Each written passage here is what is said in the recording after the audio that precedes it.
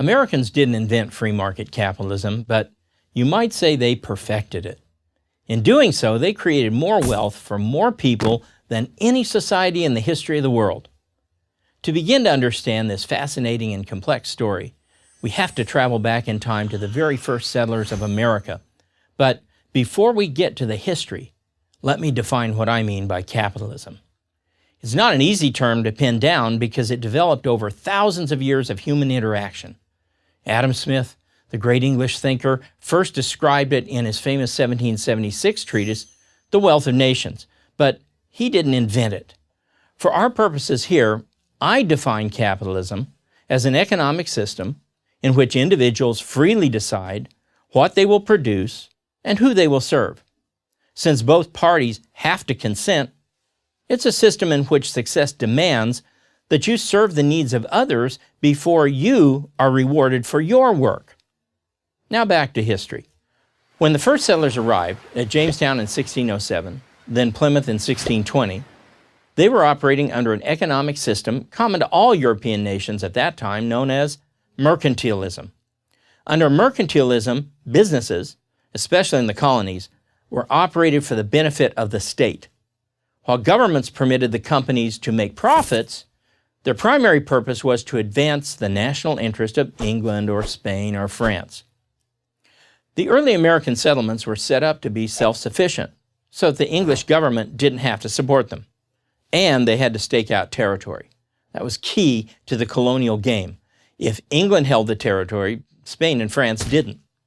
The early colonists began their adventure with what they thought was a beautiful idea. They set up a common storehouse of grain from which people were supposed to take what they needed and put back what they could. Lands were also held in common and were worked in common. The settlers owned no land of their own. Though there was no name for this system, it was an ideal socialist commune. And you can probably guess what happened. It began to fall apart almost immediately. As the colonists learned, when everyone is entitled to everything, no one's responsible for anything. A colonist who started his workday early or stayed late received the same provision of food as a colonist who showed up late, went home early, or didn't work at all. After about 2 years, the settlement was reduced to eating shoelaces and rats. Half of them died of starvation. Captain John Smith, of Pocahontas fame, took control of the colony and scrapped the socialist model. Each colonist received his own parcel of land. Private property had come to the New World. He who won't work won't eat, Smith told them, citing the biblical admonition. Well, they worked and they ate, and the colony was saved. The same story unfolded further north, in the Plymouth colony 10 years later. Although this was a Puritan colony with religious goals, its plan was the same as Jamestown's, and it also failed. As its young governor, William Bradford, noted, by adopting the communal system, we thought we were wiser than God. So they quickly abandoned the commune for private ownership. Soon they had an abundance, which they celebrated with a holiday we now know as Thanksgiving. Over the next 150 years, this hard-learned lesson that men should be responsible for their own economic fate became conventional wisdom in the colonies. The American Revolution was largely fought over the burden that British mercantilism placed on the colonies. Two unpopular taxes, the Stamp Act and the Tea Act, are well-known examples. The Americans saw the British government regulating and controlling almost all of their economic activities and didn't like it.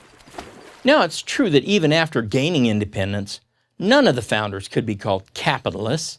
The idea of capitalism as a description of an economic system was only just beginning to be discussed in America. Yet many of the most influential founders intuitively gravitated toward free market principles. Thomas Jefferson's ideas of private land ownership shaped the famous Land Ordinance of 1785 that made public land available to private citizens, while Alexander Hamilton's concepts of individual responsibility and sanctity of contracts could be seen in the Panic of 1791-92, in which he steadfastly refused to allow the U.S. government to bail out bankers who had triggered the panic. Benjamin Franklin, of course, had practiced capitalism all his life with his printing business and with his maxims in Poor Richard's Almanac. The Constitution itself is awash in core concepts of a free market, sanctity of contracts, freedom of expression, powerful limits on the government's ability to regulate or tax, an emphasis on paying debts, and so on. In short, it was the wisdom of experience, not academic ideology, that created America's free market principles. The result has been the most prosperous and free nation in the history of the world. I'm Larry Swikart of the University of Dayton for Prager University. To subscribe to our YouTube channel, click here. To help keep our videos free, donate here.